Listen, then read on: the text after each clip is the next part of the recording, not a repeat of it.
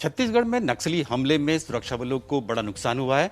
साथ ही सीआरपीएफ के एक जवान हैं जो अभी तक लापता हैं और ऐसी जानकारी मिल रही है कि हो सकता है कि नक्सलियों ने उनको बंधक बना लिया हो, अपहरण कर लिया हो। इस सब पूरे मामले पर बातचीत करने के लिए, यानी कि जो नक्सली हमला हुआ है और आखिरकार किस तरह से सीआरपीएफ अब निर्णायक जंग लड़ने की तैयारी कर रही है नक्सलियों के खिलाफ, उस सब पर बातचीत करने के लिए एबीपी न्यूज पर खुद सीआरपीएफ के डीजी महानिदेशक कुलदीप सिंह हैं। उनसे हम लोग बातचीत करेंगे। सर, सबसे पहले स्वागत है आपका एबीपी न्यूज पर। सर, जो सीआरपीएफ के जो कमांडो हैं राकेश्वर सिंह मिन्हास जो लापता हैं, उनके बारे में उनका पता करने के लिए क्या कोशिशें सीआरपीएफ की तरफ से की जा रही हैं? अभी तक जो आप जैसा कि न्यूज़ चैनल के माध्यम से भी आपने देखा होगा कि एक नक्सल्स के द्वारा एक विज्ञप्ति जारी की गई है, जिस विज्ञप्ति में कि ये बोला गया था कि वो उनके कब्जे में है। और उसके बाद आज एक और विज्ञप्ति जारी हुई है जिसमें ये कहा गया है कि गवर्नमेंट की तरफ से कोई मीडिएटर अपॉइंट किया जाए उसको छुड़ाने के लिए। और उसी में ऐसा कहा गया है कि उसको कोई क्षति नहीं होने दिया जाएगा। तो इस तरह की बातें हैं, उसको लेकर के गवर्नमेंट के लेवल पर चीज़ों को पुटअप किया गया है, रिक्वेस्ट किया गया है और गवर्नमेंट के लेवल पर भी जो उसकी उचित कार्रवाई है उसकी दिशा में स्टेट लेवल पर और सेंट्रल लेवल पर चीज़ें चल रही हैं। सर, जैसे कि कहा गया है विज्ञप्ति में, आपने बताया कि और उसमें कहा गया है कि मीडिएटर की बात की है उन्होंने कि नक्सलियों ने कि मीडिएटर अगर कोई अपॉइंट करती है गवर्नमेंट तो हम लोग उसको रिलीज़ कर सकते हैं। तो क्या गवर्नमेंट या सीआरपीएफ की तरफ से कोई मीडिएटर को अपॉइंट किया जाएगा उस सब रिलीज़ करने के लिए? नहीं, ये मैं अपनी तरफ से नहीं बोल पाऊंगा क्योंकि ये बातें गवर्नमेंट के संज्ञान में हम लोगों ने ला दी हैं। अब गवर्नमेंट जैसे जैसे एक्शंस लेगी वैसे वैसे आपको पता चलेगा। स्टेट गवर्नमेंट और सेंट्रल गवर्नमेंट दोनों के संज्ञान में ये चीज़ें हैं। उससे ज़्यादा अभी मुझे भी नहीं पता है कि गवर्नमेंट के स्टेप्स क्या होंगे। सर, एक चीज़ और, इस ऑपरेशन को लेकर कि क्या कोई कहीं पर कमी कोई रह गई थी? इतना बड़ा नुकसान जो हुआ सुरक्षा बलों को, सीआरपीएफ के भी 8 जवान वीरगति को प्राप्त हुए, स्टेट पुलिस के भी हुए, तो क्या कहीं प्लानिंग या कोई ऑपरेशंस में कोई कमी थी या ये नक्सली जिस तरह से भारी पड़े?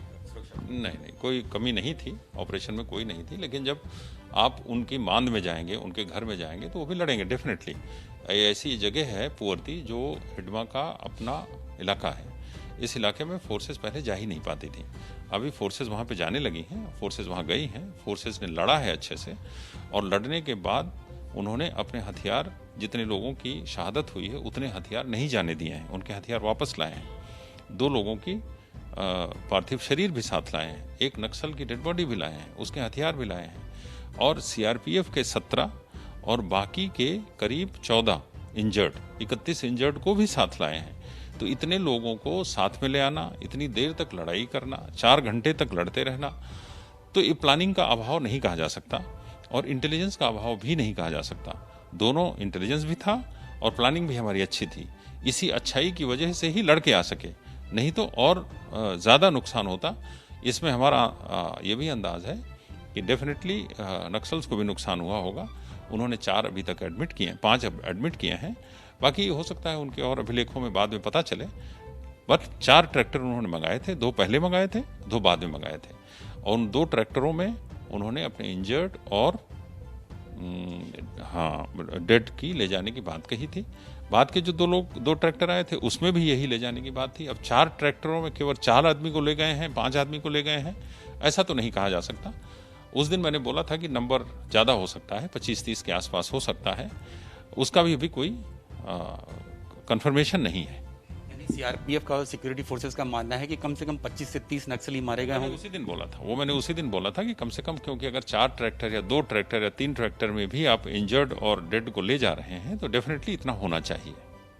सर, अब चूंकि ये बात चल रही है कि नक्सलियों के खिलाफ निर्णायक जंग होनी चाहिए, डिसाइसिव वॉर होनी चाहिए, क्योंकि सीआरपीएफ की तैनाती है बहुत बड़ी तादाद में इस LWE एरिया में, लेफ्ट विंग एक्सट्रीमिज्म एरिया में, तो किस तरह की प्लानिंग अगर आप हमसे शेयर कर सकते हैं कि क्या सीआरपीएफ की तरफ से तैयारियां हैं नक्सल के खिलाफ और खास तौर से जो हिडमा जिसको पकड़ने के लिए पूरा ऑपरेशन चलाएगा?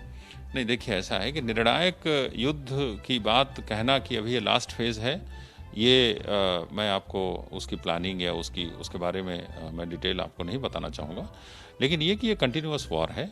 अभी थोड़े दिन पहले ही 5 बटालियन और इंडक्ट हुई हैं, तो डेफिनेटली ऑफेंसिव बढ़ाया जा रहा है और उनका एरिया ऑफ ऑपरेशन जो है उसको श्रिंक किया जा रहा है। पहले उनका एरिया ऑफ ऑपरेशन काफ़ी बड़ा होता था, 2-3 साल पहले वो काफ़ी 100 बाई 100 किलोमीटर का इलाका था, अभी करीब 40 बाई 40 का है। और ये 5 बटालियन जब लग जाएंगी तो ये इलाका और भी छोटा हो जाएगा, जिससे हम अपने कैंप से निकल के किसी भी इलाके में कभी भी पहुंच सकेंगे। अभी 40 बाई 40 किलोमीटर में हम हर जगह से सरप्राइज मेंटेन करते हुए हर जगह पहुंच पाने में हमको असुविधा होती है। तो ये कैंप जल्दी ही लग जाएंगे, उसके बाद ऑपरेशन में और सुविधा होगी। एक सवाल और, क्योंकि ये जो ऑपरेशन हुआ, हालांकि आपका कहना है कि ऐसा फेलियर नहीं था, लेकिन फिर भी इतनी बड़ी क्षति हुई, तो क्या सीआरपीएफ सिक्योरिटी फोर्सेस कोई भी ऑपरेशन में अगर देखिए, अगर आप लड़ने जा रहे हैं तो एक तरफ की नुकसान होगा, दूसरी तरफ का नुकसान नहीं होगा, और नुकसान हुआ ही उसको फेलियर कहा जाएगा, इससे मैं सहमत नहीं हूँ। वो फेलियर नहीं है, वो लड़ाई का पार्ट है, लड़ाई का पार्ट है। लेकिन क्या टैक्टिक्स में कोई अपनी बदलाव आएगी, क्योंकि ऐसा माना जा रहा है कि इतनी बड़ी तादाद में जवान गए। टैक्टिक्स में हमेशा बदलाव लाया जाता है, और हर सिचुएशन, हर ऑपरेशन अलग होता है। कोई भी 2 ऑपरेशन एक नहीं होते। इंटेलिजेंस के आधार पे वहाँ की जो इलाके हैं, वहाँ की जो भौगोलिक परिस्थिति है और हमारी तैयारी है और एनवायरमेंटल कंडीशन है, उसके हिसाब से हर जगह की और हर ऑपरेशन की तैयारी अलग होती है। तो उसमें कोई कोई भी 2 ऑपरेशन एक जैसे नहीं होते।